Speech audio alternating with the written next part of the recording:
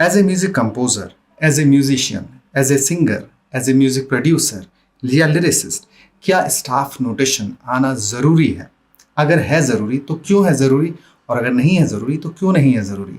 बने रहिए मेरे साथ, बताता हूँ ये सारी बातें। Here we go।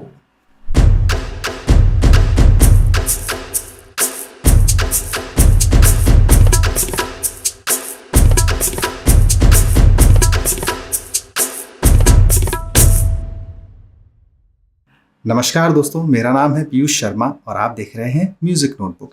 ये एक नया शो है, इसमें मैं आपको इंस्ट्रूमेंटल म्यूजिक, वोकल म्यूजिक और म्यूजिक थ्योरी सिखाऊंगा। तो चलिए वीडियो को शुरू करते हैं फटाफट से। Let's get started. What is staff notation?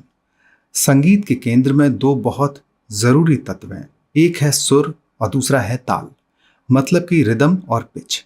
Staff notation इन दोनों का विजुअल प्रेजेंटेशन करने का एक तरीका है। एक तरह से ये म्यूजिक रीड और राइट करने की लैंग्वेज है। ये एक भाषा की तरह है। इसमें लिखा हुआ म्यूजिक वैसे ही है जैसे किताब में लिखी कहानी या कोई कविता या कोई छंद या प्रसंग। इसमें सुरों को ताल बेस्ड विजुअल प्रेजेंटेशन के साथ दर्शाया जाता है, जिसमें ताल का और स्केल का स्वरूप, एक्सप्रेशन, टेम्पो आदि आदि लगभग सब कुछ लिखा जा सकता है। इसलिए इसको संगीत की भाषा या म्यूजिक लैंग्वेज भी कहा जाता है, या म्यूजिशियंस की लैंग्वेज भी कहा जाता है। और ये इतनी ज्यादा डेवलप्ड है कि इसमें म्यूजिक से जुड़ी हर छोटी बड़ी डिटेल्स लिखी जा सकती है, और यही बात इसको बहुत खास बनाती है। ये ऐसे ही है जैसे कि किसी म्यूजिक कंपोजर ने 100 साल पहले कोई म्यूजिक लिखा स्टाफ नोटेशन में, तो उसको बिना सुने भी आप बिल्कुल 100 साल बाद भी बिल्कुल वैसा का वैसा ही बजा सकते हैं जैसा 100 साल पहले वो लिखा गया था, जैसा कंपोज किया गया था। यही कारण है कि म्यूजिक इंडस्ट्री में ग्रेडेड म्यूजिशियंस को प्रेफरेंस दी जाती है, क्योंकि इसमें समय बचता है। ये बिल्कुल वैसे ही है जैसे कि अगर आपको पढ़ना लिखना आता है, फिल्म डायरेक्टर आपको डायलॉग्स बोल बोल के याद नहीं कर पाएगा, वो आपको डायलॉग्स लिख कर दे देगा और आप रिहर्सल करके और बाद में उसको इनेक्ट कर सकते हैं। थोड़े बहुत जो डायरेक्शंस होंगे वो डायरेक्टर आपको बाद में भी दे देगा, और ज्यादातर सीन की डिटेलिंग्स भी आपको याद होगी क्योंकि वो भी स्क्रिप्ट में लिखी होती है।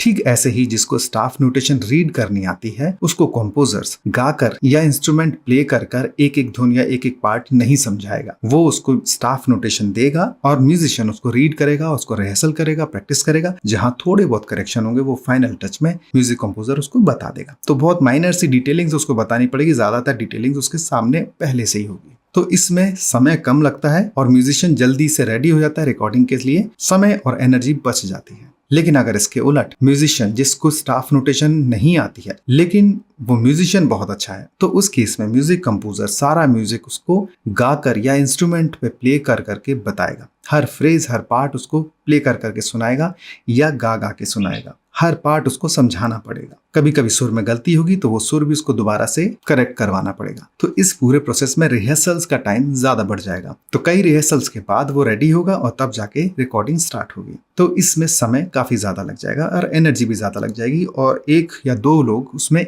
एंगेज भी रहेंगे पूरे टाइम उस म्यूजिशियन के साथ, ताकि वो उसको बार बार समझा सके, करेक्शन करवा सके, और उसके बाद वो रिकॉर्डिंग टेक के लिए रेडी हो पाएगा। और इस सब में काफी समय जाएगा। यही कारण है कि म्यूजिक इंडस्ट्री में पहली प्रेफरेंस पढ़े लिखे म्यूजिशियंस को मिलती है, क्योंकि यहाँ टाइम इज मनी। जैसा कि मैंने पहले भी बताया कि अगर कोई म्यूजिक कंपोजर किसी म्यूजिक को 100 साल पहले कंपोज करता है और उसको स्टाफ नोटेशन में लिख कर रख लेता है, तो 100 साल बाद भी वो म्यूजिक वैसा का वैसा ही बना रहेगा। हमारे यहाँ घराना सिस्टम इसी वजह से अस्तित्व में आया, ताकि म्यूजिक को संजो के रखा जा सके, कंपोजिशंस को संजो के रखा जा सके पीढ़ी दर पीढ़ी। लेकिन वो भी बहुत सी कंपोजिशंस को नहीं बचा पाया। इसको मैं उदाहरण से समझाता हूँ। जैसे कि बड़े गुरुजी ने 10 राग कंपोज किए, लेकिन स्टूडेंट्स कुछ कंपोजिशन को अच्छे से याद कर पाए पर कुछ भूल गए। गुरुजी इस पूरे ड्यूरेशन में गुजर गए क्योंकि उनकी उम्र काफी हो गई थी, तो उनके साथ बाकी की कंपोजिशन भी दफन हो गई, खत्म हो गई। आगे वाली जनरेशन को 10 में से सिर्फ 3 या 4 कंपोजिशन ही मिल पाई, और कालांतर में उनमें से भी कुछ कच्ची पक्की सी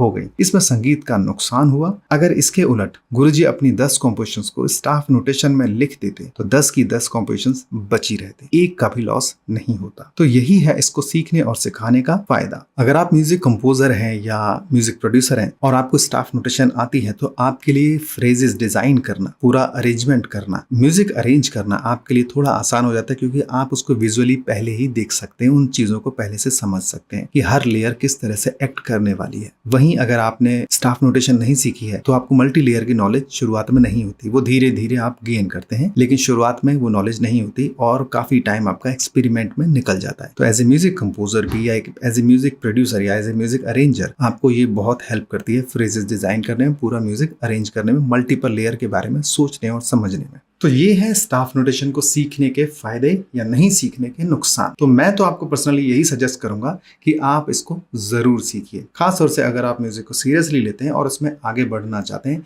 तो स्टाफ नोटेशन आपको जरूर सीखनी चाहिए। बहुत काम की चीज है, बहुत काम आएगी आगे। अगले वीडियो में मैं आपको बताऊंगा कि कैसे स्टाफ नोटेशन को रीड करते हैं और राइट करते हैं। अगर आपको मेरा ये वीडियो पसंद आया है तो लाइक करना ना भूलिएगा। अगर आप इस चैनल को सपोर्ट करना चाहते हैं तो चैनल पर थैंक्स का ऑप्शन भी आप उसको यूज़ कर सकते हैं, या आप चाहें तो चैनल के डिस्क्रिप्शन में जाकर बाय मी अ कॉफ़ी या फिर पेट्रियन पे जाकर भी चैनल को सपोर्ट कर सकते हैं। और अगर ये चैनल वर्थफुल लग रहा है तो आप इसको सब्सक्राइब भी कर सकते हैं। मिलते हैं नेक्स्ट वीडियो में, तब तक के लिए नमस्कार।